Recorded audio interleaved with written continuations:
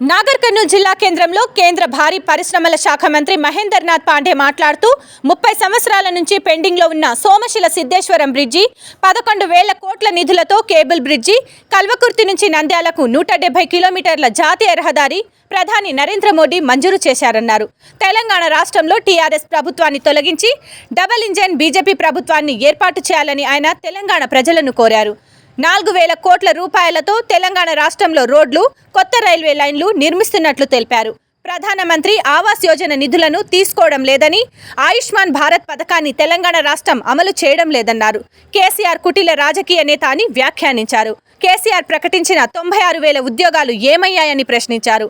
ఆజాదీ కా అమృత్ ఉత్సవాల్లో భాగంగా ఈ ఏడాది 75,000 ఉద్యోగాలు కేంద్ర ప్రభుత్వం ఇచ్చిందని, 10 లక్షల ఉద్యోగాలు భర్తీ చేస్తుందన్నారు. తెలంగాణ రాష్ట్రంలో విద్యారంగంలో పోస్టులు ఖాళీగా ఉన్నాయని, వైద్య రంగంలో దాదాపుగా 20,000 ఉద్యోగాలు ఖాళీగా ఉన్నాయన్నారు. అట్టడుగున ఉన్న బీహార్లో నిరుద్యోగం 4% తగ్గిందని, తెలంగాణ రాష్ట్రం 9% పెరిగిందన్నారు.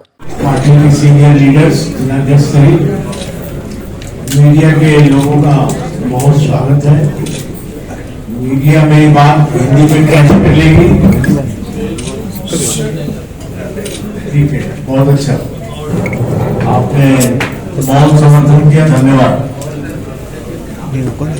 मेरे पास समय की शॉर्टेज है, अभी एक विधानसभा में और कार्यक्रम करके मुझे फ्लाइट पकड़ने नगर कन्नूर महबूब नगर नलगोंडा मेरे जिम्मे है। पूरी टीम यहाँ अच्छे से काम कर रही है।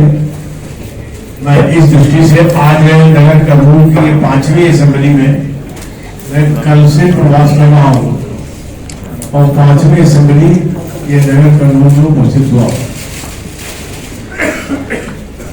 कार्यकर्ताओं में जबरदस्त उत्साह है, जनता में जबरदस्त समर्थन है, बहुत ही पॉजिटिव सपोर्ट है पब्लिक का। नरेंद्र मोदी सरकार तेलंगाना को देश का सबसे विकसित राज्य बनाने के सपने से लगातार काम कर रही है। अगर मैं कुछ आंकड़े आपके सामने रखूं तो केवल पीएम किसान सम्मान निधि में 533 करोड़ रुपए यहां पर अब तक की 12 किस्तों में भारत सरकार ने दिया, जिसमें 2,66,862 लाभार्थी लाभान्वित हुए। मनरेगा में हमने 883 करोड़ 32 लाख जब यहां प्रोवाइड किया।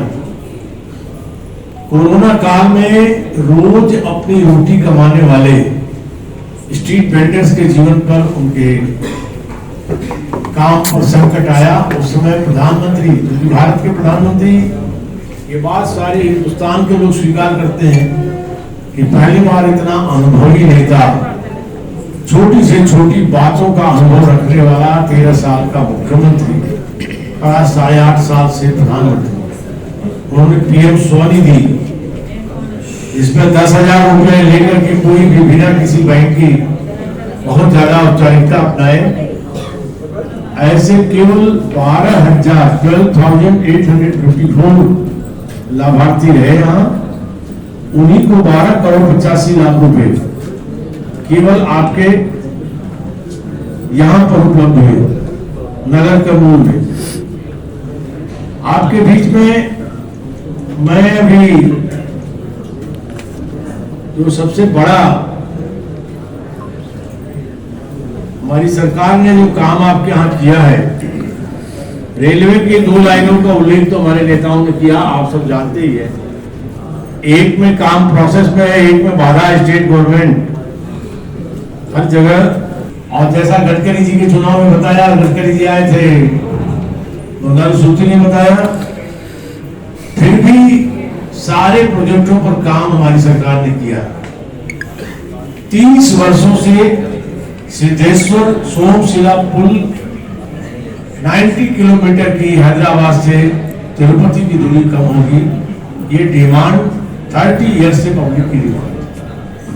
ज्वाइंट प्रोविंस रहते हुए भी कांग्रेस की सरकार आश्वासन देती गई और फिर ये आई सरकारें, तो उन्होंने कुछ नहीं किया।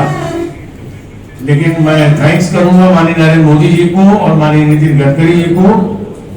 ये देश का सबसे बड़ा प्रोजेक्ट में 11,000 करोड़ का 3 किलोमीटर का केबल ब्रिज और दोनों तरफ 900 करोड़ का तेलंगाना की तरफ, 800 करोड़ आंध्रा की तरफ हाईवे, ये बहुत बड़ा प्रोजेक्ट दिया।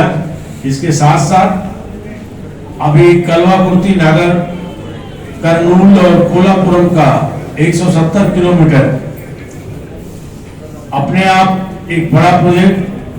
30 से 9 किलोमीटर का आदिलाबाद बेला 491 करोड़ का प्रोजेक्ट। 38 किलोमीटर खम्मन और कुराबी 446 करोड़ का और 52 किलोमीटर एल्ला रेड्डी और राहुल 500 करोड़ का। इसमें एक का भी शिलान्यास माननीय प्रधानमंत्री जी भी हाल के कार्यक्रम में कर गए। शेष भविष्य में उसकी कार्यक्रमों की रचना की जाएगी। इस तरह को लगभग 4,000 करोड़ के केवल रोड और पुलों के प्रोजेक्ट, एडिशनल रेलवे की जानकारी दी गई। ये भारत सरकार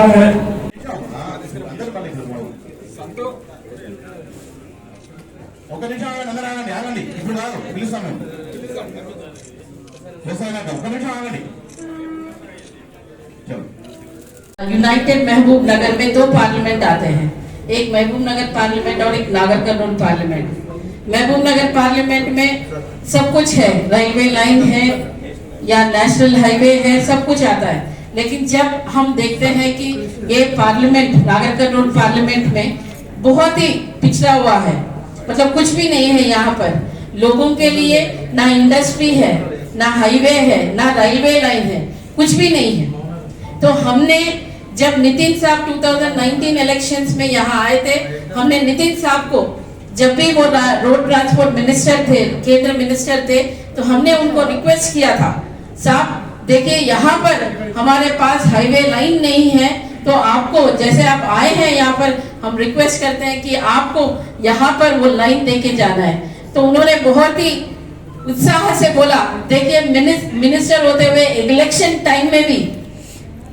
टाइम में मुझे वादा नहीं करना चाहिए, लेकिन फिर भी मैं वादा करता हूँ कि आप हमें पावर में लेके आइए, हम जरूर करेंगे। भारत माता की, भारत माता की। कई ऐसी स्कीमें रुकी पड़ी हैं जिसमें ये अपना कंट्रीब्यूशन जो स्टेट का होता है वो नहीं देते।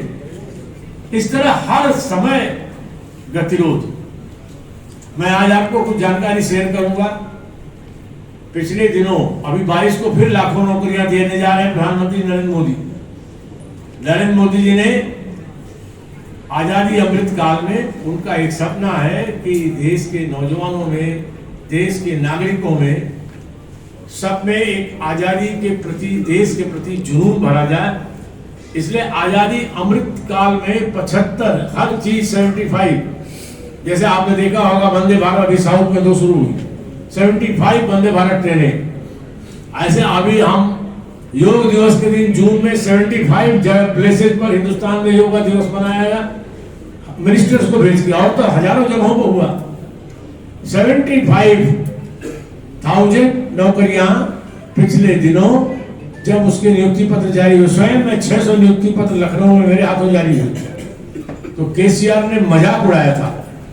केसीआर के मजाक की निंदा करते हुए मैं मीडिया के माध्यम से नागर कर्नूल के इस स्थान से जानना चाहूंगा, केसीआर तुमने 96,000 जॉब का नोटिफिकेशन निकाला, क्या हुआ नोटिफिकेशन का?